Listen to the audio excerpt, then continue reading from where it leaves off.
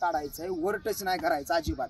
इकडं वाईड पाय काढायचा नाही. इंडिकेटर आहे ते इंडिकेटरच्या मागणं बाहेर निघायचं. जर गोळा आउट ऑफ नाही गेला, कायम लक्षात ठेवा सिलेक्शनच्या पात्रतेचे नाही आहात. आणि इथला रूलच आहे गोळा आउट ऑफ तरच सिलेक्ट होणार. त्याच्यामुळे गोळा आउट ऑफच गेला पाहिजे. गोळा फेकताना तुम्हाला 100 वेळा सांगितलं, ॲग्रेसिव्ह पण असला पाहिजे. गोळा वर ठेवा, फिंगरवर, अंगठा पाठीमागं, हाताच्या चंप्याला खड्डा कायम राहिला पाहिजे. आणि ज्यावेळी फेकायचे ना त्यावेळी जसं विमान टेकऑफ घेतं तसा गोळा गेला पाहिजे. हा असा नाही किंवा जाग्यावरच स्टँड असा वर नाही, गोळा असा समोर गेला पाहिजे, एकदम समोर.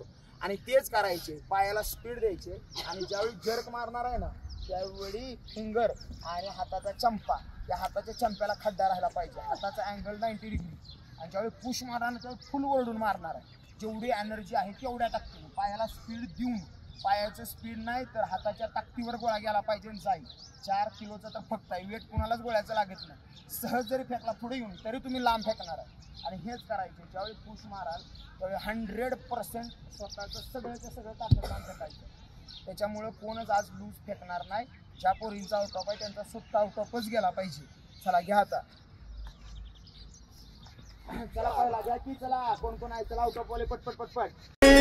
अंधार जागला, चांद हा भागला, धाटो जरी सावल्या, ज्योत प्रकाशाची माते तुझी खाशी वाटा किती दावल्या.